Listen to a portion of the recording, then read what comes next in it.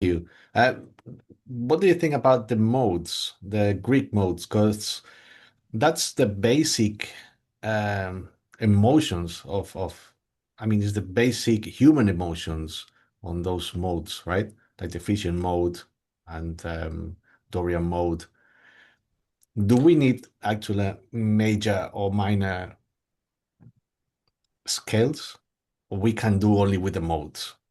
What's your opinion on that?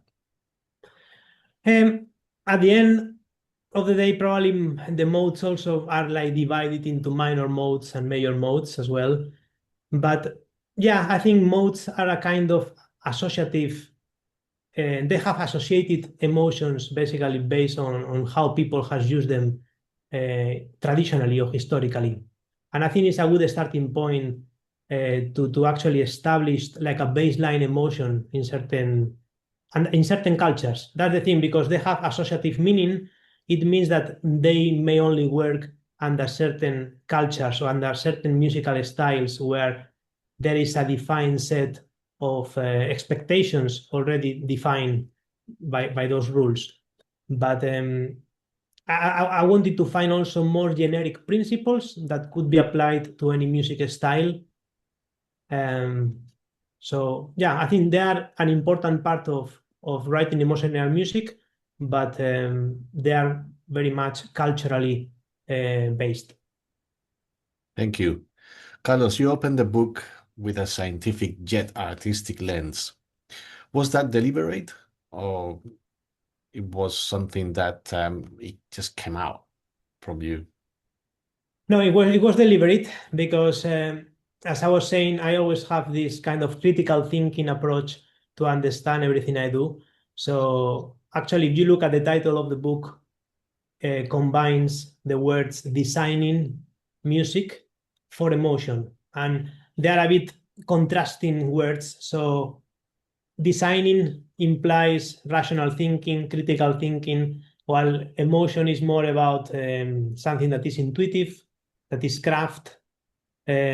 So yeah, it's a kind of dichotomy, but the idea is, can we still learn actually from? I think the main idea was music psychologists learn from composers and they analyze music from composers to try to understand how the brain works on creating emotions. Can we actually learn? So, as composers, can we actually learn from music psychology? And can we rationalize why our music creates emotions and actually reapply or come up with new principles and approaches to reinforce the emotional impact of our music? And that was the kind of hypothesis I was following with the book. Carlos, would you be able to tell our friends and audience which evolutionary, associative, and psychological principles you have applied in your book? Yes, so after reading a lot, I was trying to just classify the different principles into these three different buckets. I think when I refer to evolutionary principles are the most primitive kind of principles that are based on automatic responses from our body. And these ones, the two typical ones that I think Jaslyn mentions in his research is rhythmic entrainment.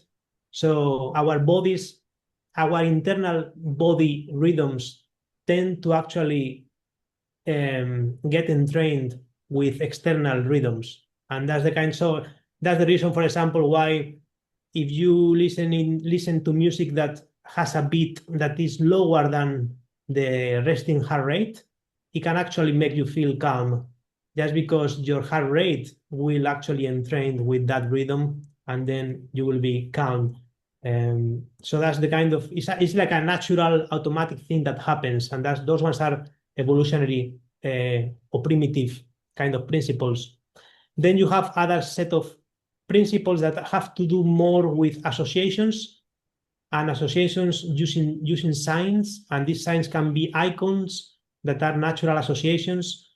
For example, you could do sounds that imitate the cry for help of a wild animal or something like that, where actually you are imitating the sound that an animal will make when the animal is at risk or is in danger. And that actually will trigger the same kind of fear, because that's something that if you hear that in the world, you will associate that with fear.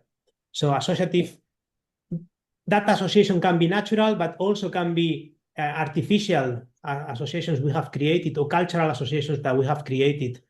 Um, Certain music, for example, that we play at funerals. If you listen now to one of the pieces that would you always listen in a funeral, you automatically relate that music with death, with fear, and with anxiety, and so on. And then the psychological principles have to do more with how we deal with expectations, and how expectations, how basically fulfilling expectations or violating expectations or delaying expectations can actually trigger emotions on us. Even if it's not music, you are expecting something nice to happen to you today, and in the end it didn't happen because somebody forgot to give you a gift that you were expecting for today, then that is going to trigger a kind of negative emotion in you. So the same kind of principles can be applied to music as well. Well, that's really interesting.